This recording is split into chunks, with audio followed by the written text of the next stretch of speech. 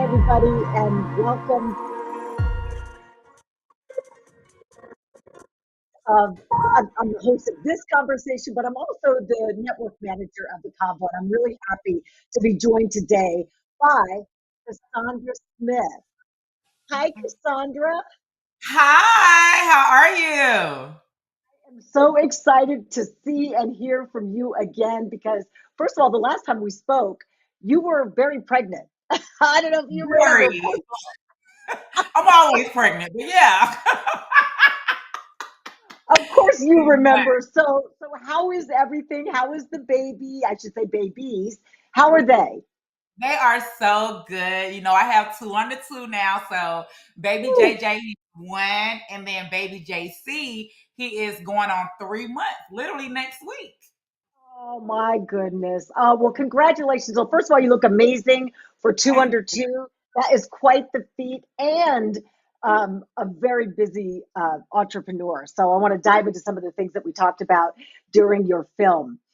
you. Okay. Um, When you go back and you watch that, what does that feel like to you? Do you feel like you're watching that from the outside looking in, or do you remember that? What are the feelings that you have when you see that story, your story? Definitely on the outside looking in. Like, I think sometimes as entrepreneurs, we really forget how far we came. I know I have a bad habit at that because I'm just always working and going, going, going. But just watching that film that you guys created, I'm like, oh my gosh, God has brought Mm. me a mighty long way. Like, I can't believe I was going through that, but I'm glad I did because if I wouldn't have went through it, I wouldn't be here today. So yes, I absolutely love watching it. Yeah, you learned, first of all, you learned a lot, I think, about yourself and about your community. The thing that always stuck out to me about your story was how big a role your community played in your success. Can you talk a little bit about that?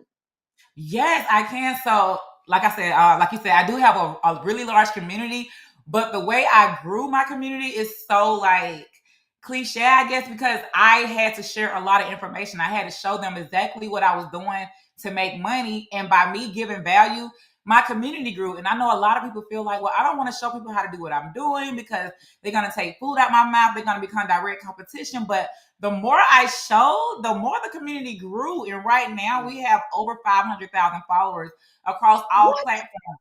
Yes, just from teaching them exactly what I do. And it's so crazy because now I intentionally go out there and try to learn something new so I can keep teaching and my audience can keep growing. So it's still going to this day. But yeah, just from showing exactly what I know how to do, giving them the game for free sometimes. And it just kept Right. growing. So yes, I love my community.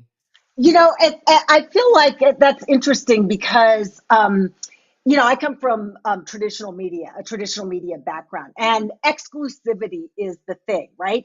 But what you're Mm, describing is of an inclusive nature. yes. Is that what you kind of feel, that they sort of leaned into you and trusted you more because you were willing to share? Yes, but not just willing to share what I know, but showing them like all of the mistakes that I'm making while I'm showing them. So I never showed up like in my community like I'm perfect. Look how, Mm. look where I'm at right now. I always show them like from the beginning to now. So they seen like all of my mess ups, all of my good, my bad. So now they feel like, well, if she was able to do it and still fall off and get back to where she at now, I can do it too. So not just teaching them or showing them what it is that you know how to do, but showing them the mistakes and failures too. So I think that's why a lot of them resonate with me because it's like, man, I remember when she used to craft on her floor. I remember when she was Yep. homeless crafting at her hotel. Like I never shied away from what I was going through. So I've always just been transparent while educating them at the same time. Do you feel like an inspiration?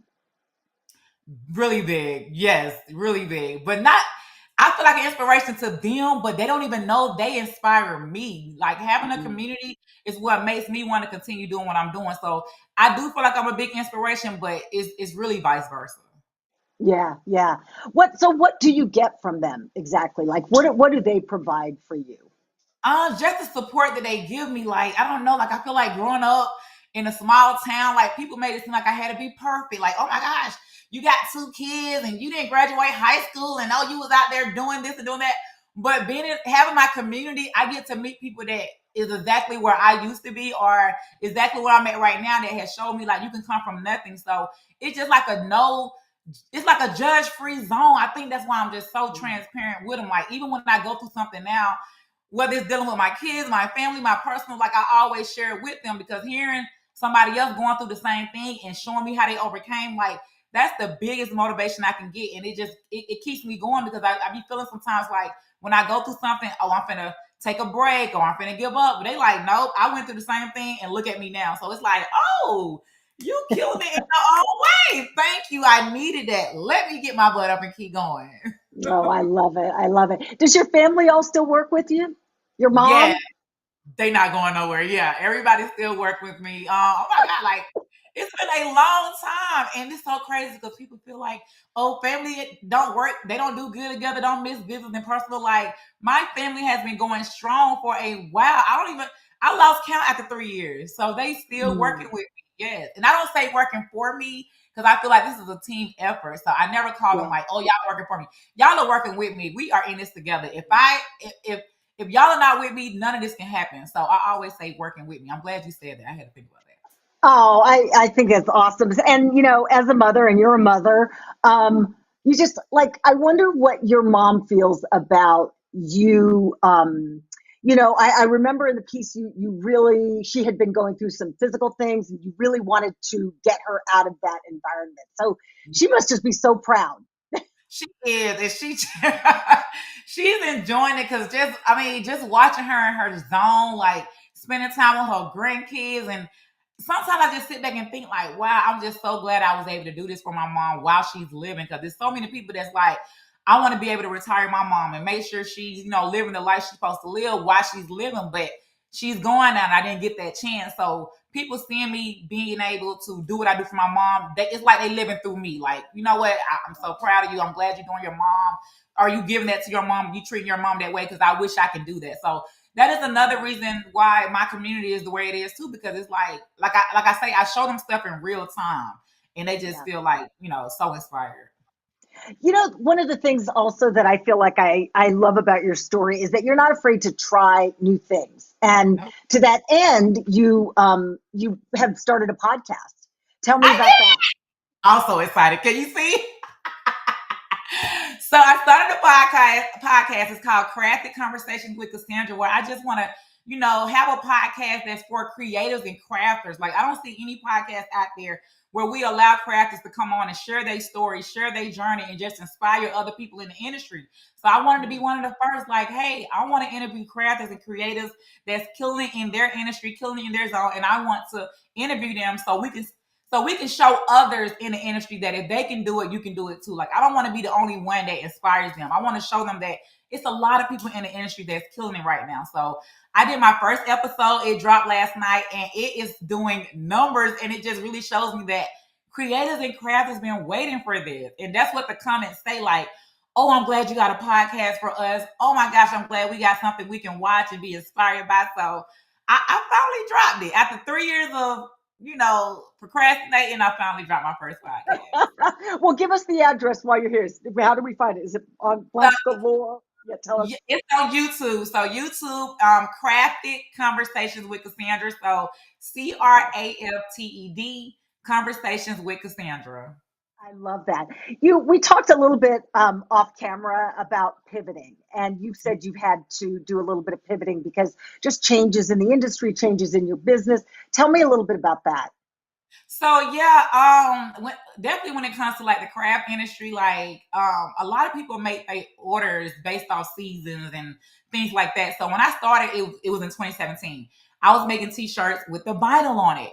But then in 2019, people didn't want those t-shirts anymore. They wanted t-shirts with sublimation. So, when I got into the B2B industry, meaning I'm coaching people to do sublimation, I started my own sublimation paper, sublimation ink. I'm doing sublimation classes. But then we started noticing, like, not just, in sales, but just in the community, people didn't want to learn sublimation anymore. They didn't care for the products. So now we have all of these products. It's like, oh my God, what are we going to do with them? So now Right. people, they want to learn about direct to film transfers. They want to learn about party favors, because these things are just easy to start a business with less equipment, less money. So now we've had to pivot. Our focus is now on party favors. It's on, showing people how to create DTF. So it's just about learning what the industry wants, what the industry needs. And that's why I'm so glad I have a community, because if I didn't have them, I wouldn't know what they wanted. I'd just be out here guessing. So now we have pivoted to Mm. just teaching different things so we can keep up with the times. Yeah, that's what I was going to ask you. How exactly do you find out what's in season and in style? I mean, do you just like, kind of have your ear to the pavement, or you're asking your community, or how are you finding those things out? I do both. So I ask the community for sure, and then the community will ask us. Like, they might upload a question to the group, like, "Hey, can we learn this? Hey, where can we Mm. find this at?" And I'm like, "Oh my gosh, we need to do that, because I don't want to send them nowhere else."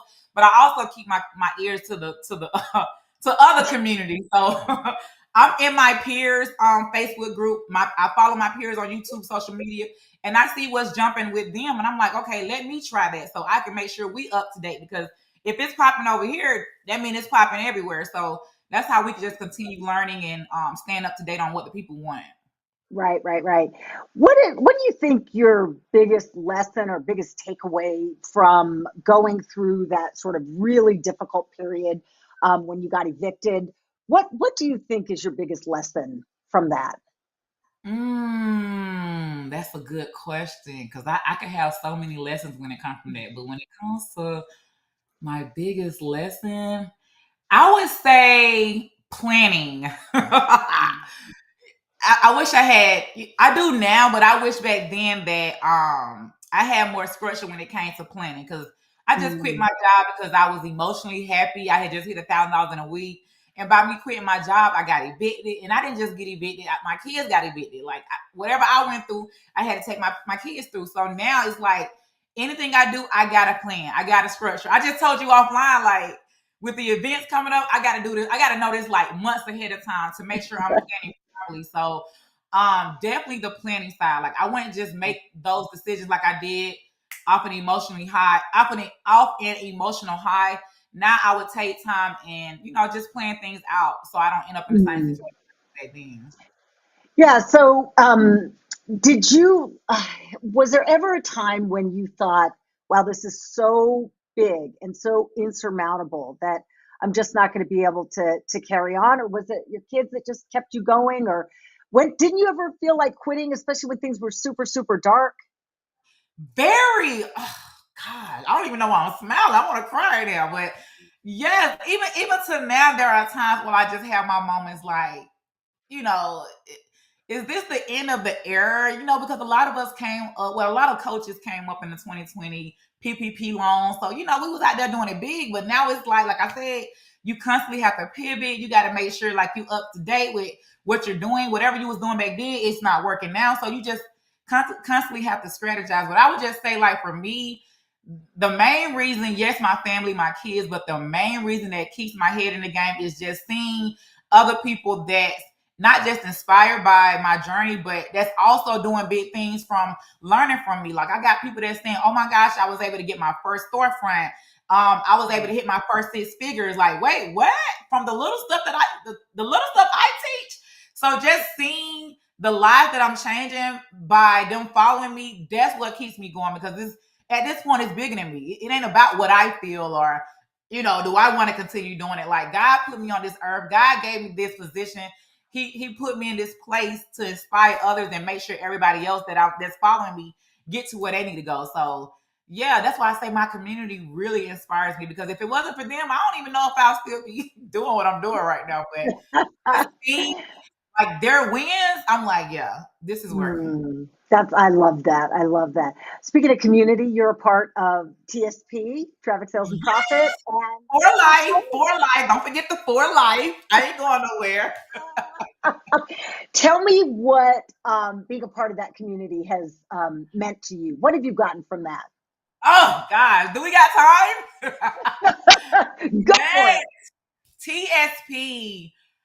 Oh my God, it I came to TSP first of all because I was going through something in my industry, and I just did not have anybody to talk to that could understand, that was at the level I was at, because in the craft industry, I never met anyone that has hit $1 million, in a couple months. Like everything was just happening so fast. So I was going through like a mental breakdown, like on live in front of my community. And one of my students reached out like, girl, you need to join this community called Traffic Sales and Profit around other Black entrepreneurs that look like you and that's doing what you're doing. So you won't be over here acting crazy, having a mental breakdown. So she was like, can I tell the story?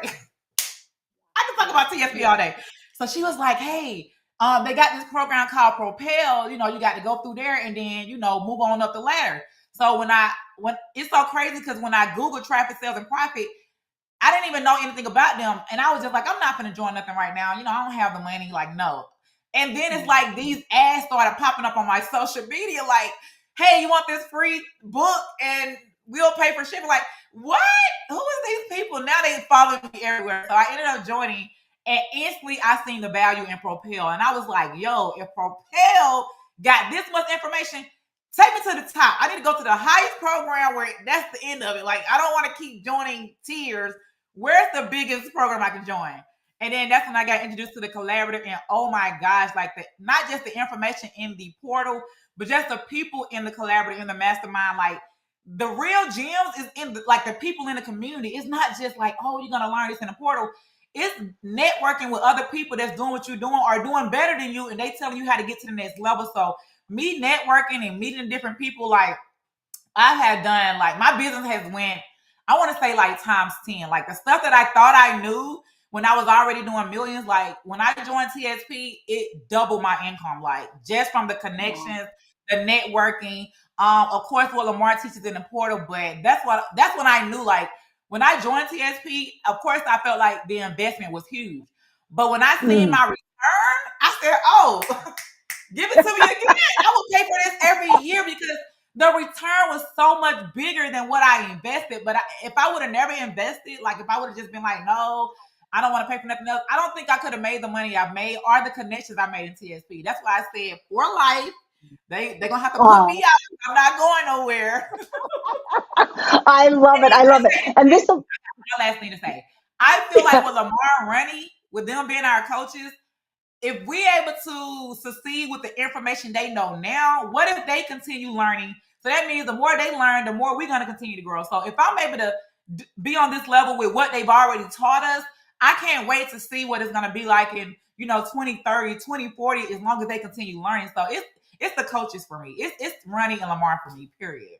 Oh, that's so sweet. And for folks who might be watching, if you want to learn more, just go to trafficsalesandprofit.com. Yes. You can hear all about the programs and events that we have going on there. As we wrap up, Cassandra, what is 2025 looking like for you? Tell me about that and where folks can find you. So TSP for life again. So watching Lamar Tyler, like going to all of his conferences, TSP game plan, TSP live.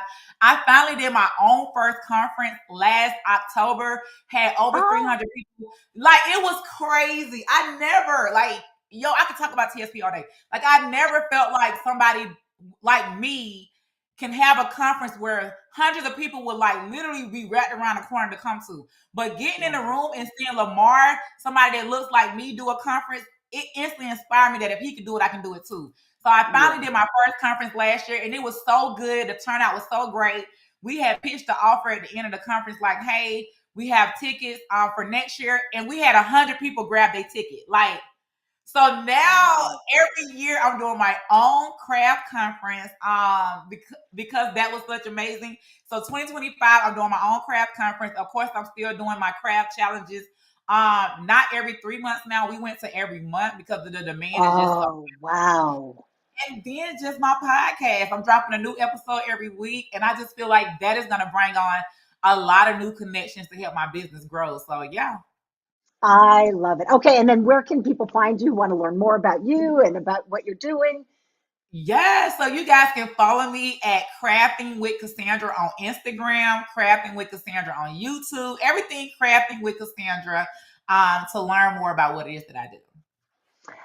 Cassandra, thank you so much for the time. Thank you for your transparency, because I do believe that and your authenticity. I really do believe that that is what your community is attracted to. People want to see people who do make mistakes, and are unashamed about it and teach and share what they learn from that. So I just want to thank you for that, and thank you for spending time with us and for being a part of the traffic sales and profit community. And nothing but the best to you, especially with those 2 under 2. Oh, thank you. I need it. I need it. All right, Cassandra, Thank take it you. easy again. We'll see you around, and thank you All so much. right. Bye, guys. Thank you, everybody, for tuning in. We'll see you next time.